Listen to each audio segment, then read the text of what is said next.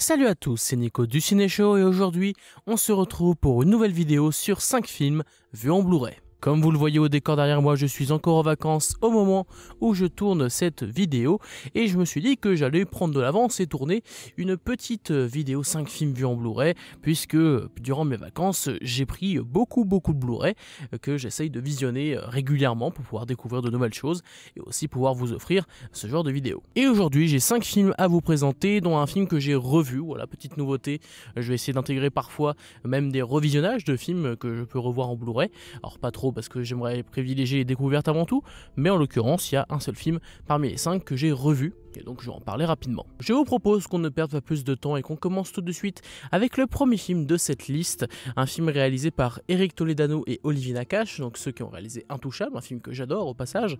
Ils ont réalisé un autre film que je n'avais jamais vu, mais désormais c'est chose faite, c'est le film Hors Normes avec Reda Kateb et Vincent Cassel, donc là où Intouchable parlait de l'handicap physique, là on va se concentrer sur le milieu de l'autisme, en tout cas les personnes qui vont essayer de faire en sorte que les personnes atteintes d'autisme puissent vivre une vie à peu près normale, entre guillemets, qui puissent avoir des activités, bien s'intégrer en société, ils leur viennent en aide.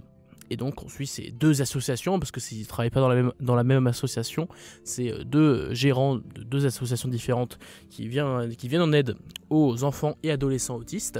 Et bah, c'est un très beau film, hein, forcément, avec un tel sujet, c'est quand même forcément assez intéressant, et en plus de ça je trouve qu'il est très bien traité, c'est très bien joué, que ce soit le casting, les deux stars entre guillemets que sont Vincent Cassel et Reda Kateb qui jouent particulièrement bien, mais il y en a aussi de jeunes acteurs pour certains atteints véritablement d'autisme et qui sont vraiment très bons, enfin c'est de très bonnes performances d'acteurs de manière générale, ça porte clairement le film, et le reste du film est bien, la mise en scène est bonne, même si elle reste assez classique, hein, mais il n'y a pas de grandes envolées, mais elle est très efficace, on a une belle bande originale avec vraiment une musique qui revient à plusieurs moments et que j'ai trouvé très belle.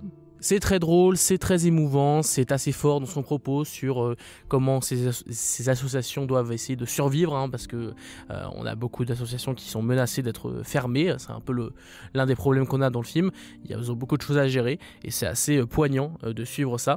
Donc franchement, ce Hors Normes, j'ai beaucoup aimé, j'ai vraiment beaucoup aimé, un peu moins qu'Intouchable qui est un peu le film que j'aime par-dessus tout, mais celui-là était également très bon, ce qui n'est pas le cas de tous les films de ce duo de réalisateurs. Ils ont fait aussi Le Sens de la Fête qui était bien pour le coup, mais dernièrement une année difficile, même si j'en ai un souvenir correct on va dire, c'était quand même moins bien écrit dans l'ensemble, un peu moins juste, alors que ce film là pour le coup est très juste à mon sens. On passe au film que j'ai revu justement en format Blu-ray. C'est un film que j'avais vu au cinéma à l'époque, il est sorti en 2020 je crois, si je dis pas de bêtises, un film que j'avais beaucoup aimé à sa sortie. C'est le film Underwater avec Kristen Stewart, film dans lequel on suit plusieurs personnages qui vont essayer de survivre dans une station sous-marine à des kilomètres de profondeur et qui est, qui est en train de s'effondrer, sauf qu'il y a aussi des créatures très étranges qui viennent des profondeurs, qui viennent aussi leur tenir tête. Et donc il y a beaucoup de dangers, beaucoup de péripéties. On a Vincent Cassel d'ailleurs aussi, j'avais oublié de faire le lien, mais il y a Vincent Cassel aussi dans ce film-là, qui est très bien. Et c'est un film que j'aime beaucoup parce que je trouve qu'on en a pas assez des films comme ça, d'horreur entre guillemets, qui exploitent les profondeurs des océans. Et je trouve que c'est plutôt bien fait en termes d'effets spéciaux, c'est nickel. En termes de tension, il y a des scènes qui marchent vraiment bien. Scénaristiquement, ça aurait peut-être pu être un peu plus poussé au niveau des personnages par exemple, au niveau de la fin peut-être, qui même si elle marche, lui aurait pu être un peu plus marquante. On sent un film qui peut-être était un peu timide sur certains éléments, j'aurais voulu voir plus des créatures qui ne montrent pas tant que ça, mais ça reste un film que j'ai pris beaucoup de plaisir à revoir. Je trouve que c'est un bon film de science-fiction horreur, original en plus, hein, dans le sens où il n'y a pas beaucoup de films comme Underwater qui exploitent cette peur-là de cette façon. Donc ça reste un film tout à fait sympathique et je vous le conseille si vous ne l'avez pas vu, je crois qu'il est sur Disney+, si ça vous intéresse. Ensuite, on reste sur du cinéma français après Hors Normes. Là, on va parler d'un grand classique avec Louis de Funès, que je n'avais pas encore vu. J'ai vu pas mal de Louis de Funès, mais en l'occurrence, celui-là, je ne l'avais pas vu. On a aussi Coluche, hein, c'est le duo d'acteurs qu'on a dans ce film, certains l'ont déjà reconnu je pense, c'est L'aile ou la cuisse. On va suivre l'histoire du coup de Louis de Funès qui joue un grand guide Michelin. Alors, je crois que dans le film c'est Duchemin, dans le film, c'est l'équivalent d'un guide Michelin, donc c'est un homme qui va essayer de tester beaucoup de restaurants pour donner des étoiles ou pas. Et Coluche c'est le fils de Louis de Funès qui aspire à être plus un humoriste, il travaille dans tout ce qui est cirque par exemple, il fait le clown etc, c'est quelque chose qui lui plaît beaucoup, sauf qu'il n'ose pas le dire à son père, le fait qu'il a envie de devenir clown, du coup il reste un petit peu dans le sillage de son père, et on va voir qu'il va y avoir beaucoup de péripéties, notamment avec une entreprise qui est spécialisée dans la malbouffe entre guillemets, dans la bouffe pas très chère, et on va voir qu'il y a des gros scandales derrière. C'est un film que j'ai pris beaucoup de plaisir à découvrir, Elle ou la cuisse, un film qui est vraiment très marrant, déjà, forcément c'est de Louis de Funès, donc déjà Louis de Funès est extraordinaire comme à son habitude, hein. C'est un humour, on peut ne pas adhérer, mais franchement si on aime ce genre d'humour, ses expressions faciales sont particulièrement amusantes et fonctionnent très bien. Coluche aussi d'ailleurs, hein. Coluche, les deux je trouve qu'ils fonctionnent très bien. On a un scénario qui malgré tout est intéressant parce que ça parle du milieu de la restauration et particulièrement de l'arrivée des nouvelles entreprises spécialisées dans la bouffe pas chère, et encore aujourd'hui c'est un film qui reste d'actualité dans le fait de montrer que la malbouffe c'est moins cher, donc forcément c'est plus accessible pour beaucoup de gens, et c'est quand même pratique. Par contre il y a aussi là forcément c'est exagéré pour le besoin du film, hein, c'est très très exagéré pour le côté comique, mais il y a quand même un fond de vérité dans le côté on mange vraiment des trucs des fois qui sont tellement transformés que tu as l'impression qu'il y a presque plus de goût dans ces aliments là. Donc c'est un propos qui je trouve reste d'actualité, qui est plutôt intéressant, bien exploité. Non franchement j'ai bien aimé ce film, je trouve qu'il est aussi drôle qu'intéressant, que très bien joué, donc c'est un très bon classique de Louis de Funès que j'ai pris beaucoup de plaisir à découvrir. Le film suivant, c'est un film, je crois, américano-russe, je pense, parce que ça se passe principalement en Russie avec des Américains, donc je dirais que c'est américano-russe, peut-être juste américain, je ne sais pas. C'est le film Abandonné que j'avais trouvé à l'époque dans un os je crois, ce qui est peut-être pas forcément bon signe entre guillemets, mais j'étais curieux, pourquoi pas, il était pas si cher que ça, le scénario avait l'air intéressant, on était sur une femme qui revenait dans la maison de son enfance et surtout qu'elle découvre son frère jumeau qu'elle ne connaissait pas, et en plus de cela elle commence à voir des choses extrêmement étranges dans cette maison, elle commence à voir son double un peu de façon maléfique, il y a il y a des choses vraiment cheloues dans cette maison, et autant le début est pas mal, ça pose une atmosphère assez pesante dans le film, une intro qui fonctionne bien, qui pose des choses assez malsaines on va dire, et plus le film avance et plus je me suis dit c'est quand même pas ouf en fait. Je trouve que dans l'ensemble c'est bien joué, les décors, tout ce qui est réalisation, à part quelques petits effets parfois un peu too much, je trouve qu'il y a de bonnes idées quand même, mais pour moi le gros problème du film c'est son scénario qui n'a aucun sens. Enfin, je comprends pas qu'est-ce qu'ils ont voulu dire avec ce film. Alors je ne ferai pas de spoil au cas où certains d'entre vous veulent découvrir. De toute façon, je suis même pas trop sûr d'avoir tout compris, tellement que ça va dans des directions étranges. Mais vraiment, c'est un film qui essaye de faire peur. Et autant ça marche un petit peu au début, mais plus ça avance et plus tu te dis mais c'est quand même un petit peu burlesque le truc limite, ça va un petit peu trop loin et tu sais pas trop vers où ça va aller, ça a pas trop d'explications, c'est pas hyper logique j'ai envie de dire, et il y a de bonnes idées malgré tout, hein, je peux pas dire, mais franchement quand je l'ai fini je me suis juste dit ah ouais, donc le scénario, vous avez vraiment eu cette idée-là, vous avez dit c'est vachement bien, on continue vers cette direction. Personnellement, j'ai vraiment pas été convaincu par ce film, je ne vous le recommande absolument pas.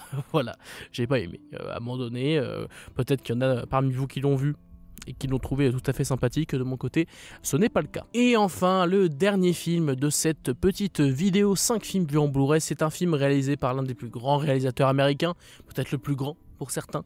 Je parle de Steven Spielberg et de l'un de ses films les moins connus, je pense, c'est Amistad, avec Matthew McConaughey, Morgan Freeman et Djimon Hounsou, qui est aussi Anthony Hopkins, qui raconte l'histoire à l'Amistad. C'était un navire où on avait des esclaves qui se sont rebellés contre les personnes qui les maltraitaient, pour pas dire autre chose, hein, qui les persécutaient, enfin c'était absolument affreux. C'est-à-dire une scène d'ouverture qui est particulièrement d'entrée de jeu, c'est assez violent, c'est extrêmement glauque, mais ça pose très bien les bases du film et je trouve que c'est l'une des intros les plus terrifiantes entre guillemets que Spielberg nous ait offert, mais franchement ça fonctionne du tonnerre, c'est vraiment très très bien. Et le reste du film, c'est le procès entre guillemets de ces esclaves qui ont fait en sorte de se libérer de leur chaîne. Et donc on suit le procès à travers les yeux de plusieurs personnages. Matthew McConaughey, je crois que c'est un journaliste, si je dis pas de bêtises. On a Morgan Freeman qui est un homme politique, tout comme Anthony Hopkins qui est un abolitionniste. Enfin bref, il y a plusieurs personnages. Et franchement, alors c'est vraiment pas l'un des plus connus, hein. Je suis même pas sûr que tous parmi vous connaissez ce film de Spielberg, mais je l'ai vraiment trouvé très bon. Forcément c'est du Spielberg, hein. Donc ça ne peut que être bien, j'ai envie de dire.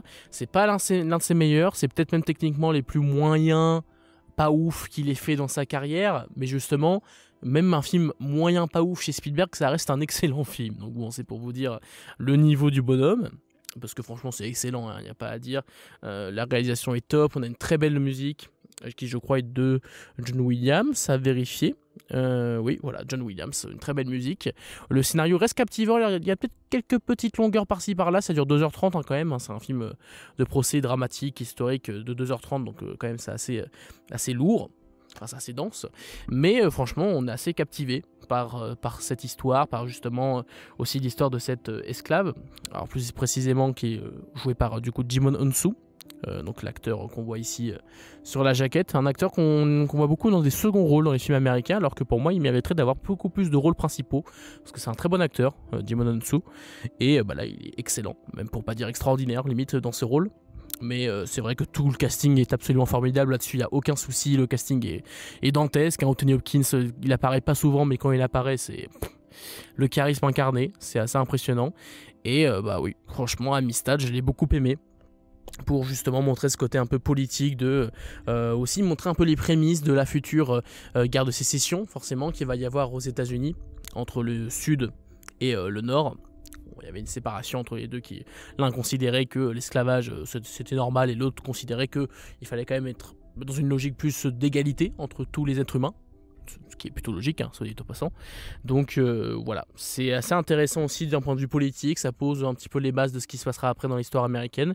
Donc ouais, il y a beaucoup de bons points dans ce Amistad que j'ai vraiment trouvé excellent. Certes, c'est pas du tout le Spielberg dont je vais le plus me rappeler, mais je suis très content de l'avoir vu parce que franchement, il vaut le coup.